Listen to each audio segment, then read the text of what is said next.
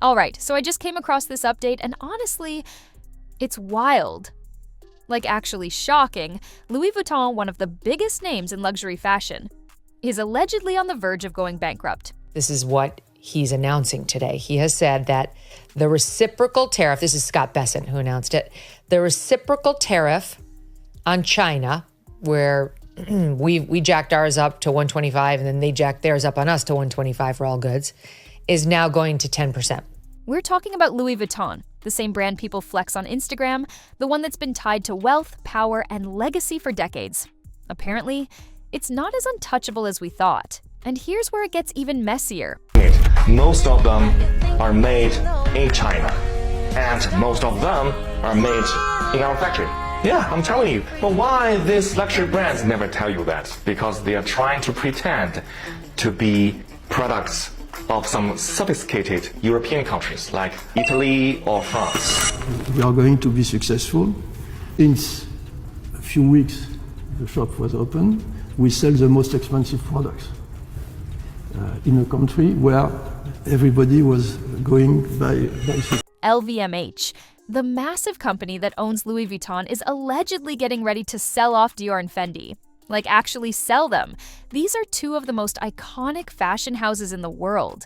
And now they're supposedly being put on the table just to help LVMH stay afloat. That's how bad it's gotten. U.S. said the reductions will last for 90 days while the talks continue. So it's higher. We're definitely charging more for Chinese goods to come into this country. So what triggered this whole thing? According to leaked reports and viral TikToks, the Chinese factories that have been secretly producing a huge chunk of these luxury products, they've allegedly ended everything. Just shut it all down. No more behind-the-scenes manufacturing, no more silent deals. And if that's true, that means the entire supply chain basically collapsed overnight. But Besant says the consensus as the U.S. met with China over the weekend was that we will reach a fuller trade agreement that, quote, neither side wants a decoupling. It's like it had to happen. The markets were just too bad, the bond market in particular. This isn't just some small scandal. This is an unraveling, a complete exposure of how the luxury fashion world actually works. If even half of this is true, then we're not just watching one brand fall apart. We're watching a whole fantasy crash in real time. Let's start with the moment the illusion shattered, when Chinese manufacturers allegedly exposed one of the fashion industry's dirtiest secrets. These are pieces of artwork. These artisans train years and years to make one of these bags. Fabrice is doing the last stitching on a Kelly bag. A Kelly takes around 13 hours to be made, depending on the materials that we make it. Our artisans, they need to do 4 years of training to be able to manufacture a Kelly bag. Bill Hammer says, made in China, does it feel cheaper? No, that's not a quality issue. It's luxury brand washing. For years, we were told that luxury was about heritage, that Louis Vuitton bags were born in pristine French ateliers, hand-stitched by master craftsmen sipping espresso in spotless white coats, that Dior fragrances were blended in picturesque European labs by perfumers with generational knowledge, that every zipper, every hem, every button was a love letter to European craftsmanship, but behind that fairy tale, there was a factory in China, a big one. Probably several, and according to newly leaked insider footage, whistleblower accounts, and a wave of TikTok videos that racked up millions of views in days, those factories weren't just helping, they were the main engine. It starts with 30 distinct cuts of leather and can take 20 hours to complete, 4 hours for just the handle. Put the finishing touches on a Kelly, the most difficult bag to build. Artisans rely on their training and muscle memory to make every bag.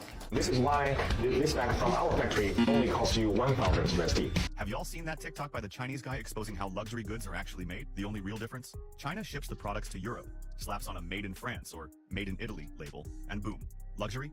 It's ridiculous. Allegedly, entire product lines were being developed in China under strict non-disclosure contracts, quietly shipped to Italy for minor final touches, and then stamped made in Italy to preserve the illusion.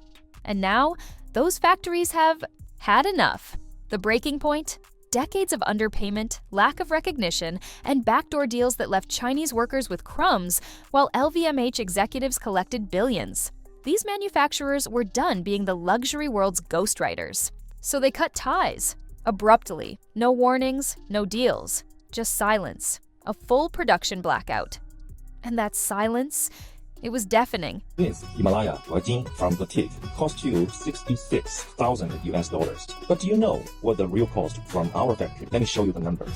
First, the leather. This Himalaya Brand leather is supplied by the company HCP from front. And one piece of this Himalaya leather costs $1,300. One for the front, one for the back, and another one for the two sides. So 3 pieces is $3,900. Interior lining is imported lambskin, and the cost is about $200. Also, exactly the same thread. 25 hardware is set with diamonds, $700. Coating oil, the cost is $30, and the zipper $350. And at last, so the cost for this 30-year experienced artisan's labor and skills is $700.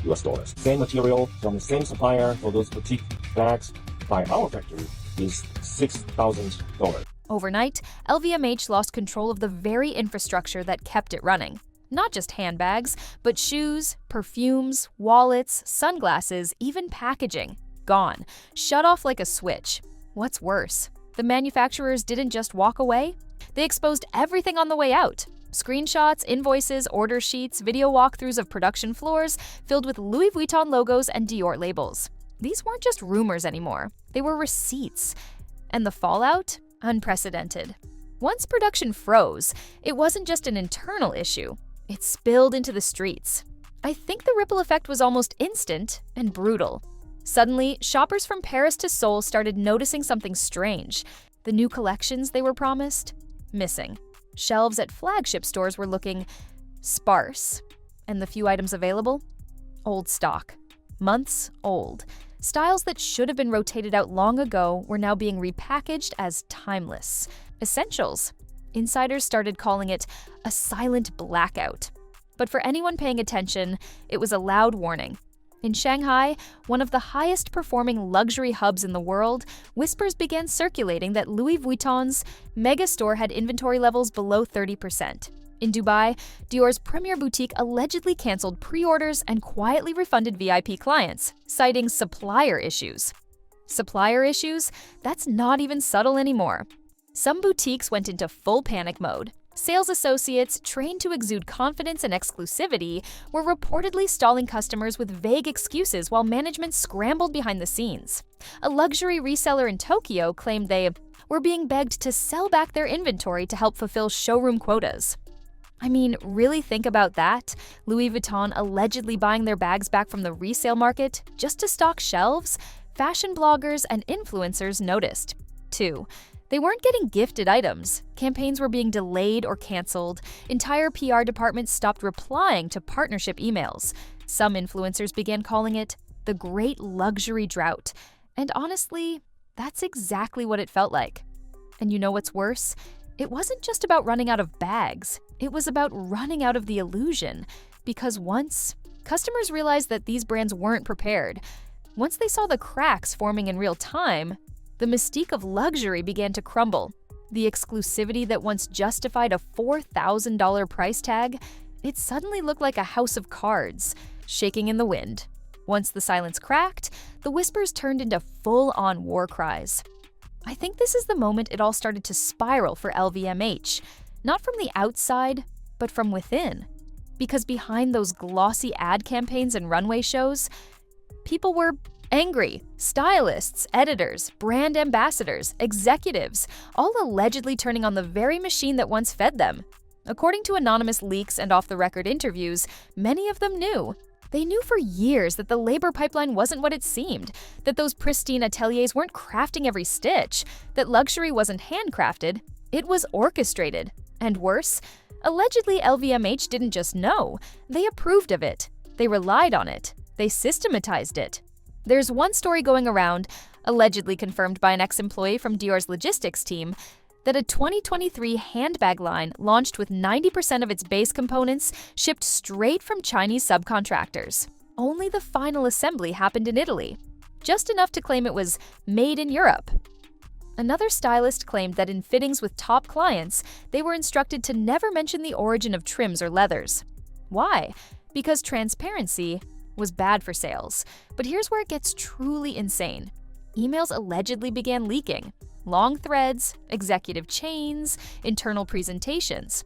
PowerPoints warning that relying on Chinese contractors was a house of cards, yet recommending to maximize existing agreements before diversifying. Translation: they saw the risk, and they doubled down anyway. One thread, allegedly, from a high-ranking logistics officer stated, "We are too exposed in Asia. If they walk, we stall." Well, they walked, and LVMH is now crawling to recover.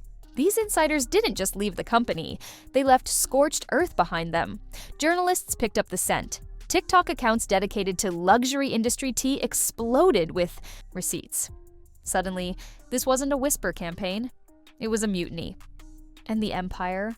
It's looking more like a collapsing castle made of overpriced receipts. Let's just say it. The phrase "made in Italy" is a fairy tale, a lie, a marketing spell that's finally lost its magic. And now, the truth is out, and it's devastating. For decades, the luxury industry sold a dream. That dream said Italian craftsmanship meant generational knowledge, that French leather was ethically sourced and artfully treated, that when you spent $4,500 on a handbag, you were investing in history, quality, and tradition. But behind the curtains, that bag was mass-produced in Chinese factories and then flown to Italy for, wait for it, a single stitch. Yes, you read that right. Just one small finishing detail was allegedly all it took for brands to legally label a product made in Italy. A zipper, a strap, maybe just repackaging, and then it's boxed in a velvet-lined drawer and handed over with white gloves, as if centuries of European pride went into it. I think this is one of the biggest consumer betrayals of the decade. People didn't just buy these products for looks, they bought them for story, for meaning, for something real. And now they're learning that real might have just meant relabeled. The term "made in Italy" lost its meaning the moment it was allowed to be manipulated, and consumers are furious. Lawsuits are already stacking up in multiple countries. Class actions from customers who feel misled, legal challenges over deceptive advertising, watchdog organizations calling for full transparency on supply chains. Even EU officials are rumored to be pressuring luxury conglomerates for an overhaul of labeling regulations. And you know what? They should. Because if you're going to charge thousands for a label, that label better mean something. For some consumers, this was the final straw. They've started switching to smaller, verified brands. Indie artisans who actually show their process. TikTok accounts are now tracking real versus fake luxury, not to catch knockoffs, but to call out the fakes sold by the brands themselves. This wasn't just a scandal, it was an awakening, and I think the industry may never recover from it. Now, let's talk numbers, because that's where the bleeding shows. According to early Q1 2025 reports, LVMH saw a 5% drop in sales from its fashion and leather goods division. And while that might sound like a small dip, for a $1 trillion company, that's a 5-alarm fire, especially when you zoom in on what got hit the hardest: handbags. And that's no coincidence. Handbags are LVMH's bread and butter. They're not just a product, they're the brand's identity. When that line takes a hit, it's like losing your pulse. Analysts were stunned. This wasn't a market-wide slump. Other brands like Bottega Veneta and even Hermes were holding steady. But LVMH, dropping. Because when consumers smell scandal, they stop spending. Especially when the scandal is tied directly to what you're selling for $5,000 a pop. So what did LVMH do? Allegedly, they started selling pieces of themselves. First was Off-White. Sources claim it was a quiet, almost discreet transaction, sold to Blue Star Alliance, a brand management firm. It didn't make headlines because they didn't want it to, but insiders say it was just the start. Next came the whispers. Dior might be next. Then Fendi. Two titans of the fashion world. Two brands that, under normal circumstances, would never be considered for divestment. But these aren't normal circumstances. Executives allegedly held a series of internal calls where options were laid out. Keep burning cash to salvage the Louis Vuitton myth, or amputate. Let go of everything non-essential and save what's left of the core. That's not a strategy. That's survival mode. And while all of this is happening, their competitors are watching, waiting. Because if Dior or Fendi actually go up for sale, every fashion investor on earth will pounce. But here's the catch. Buying into a collapsing empire comes with risk. What if the taint spreads? What if consumers never forgive? LVMH is walking a tightrope right now. One wrong step, one more leaked email, one more influencer defection, one more viral factory video. And this won't just be a crisis, it'll be the end of an era. I think this is the part that made everything feel real. Celebrities, the very faces of these luxury brands, started pulling away fast. Rumors started swirling that A-list ambassadors were backing out of campaigns. Allegedly, one Oscar-winning actress refused to shoot her spring promo for Dior. Another major influencer, who's been a Louis Vuitton front-row regular for years, completely wiped the brand from her Instagram feed, and people noticed. Red carpet stylists started choosing Valentino, Bottega, or even indie brands over the scandal-stained powerhouses. Because in Hollywood, image is everything. And right now, LVMH's image is radioactive. Then came Fashion Week, Paris, Milan, New York, and the absence of Dior and Fendi hit like a gut punch. Their collections were either scaled down or scrapped altogether. And the ones that did show, critics said, they felt rushed, uninspired, half-baked. There were murmurs that production delays from the Chinese fallout had left entire looks unfinished. I think that's when insiders started calling it what it was, a full-blown collapse.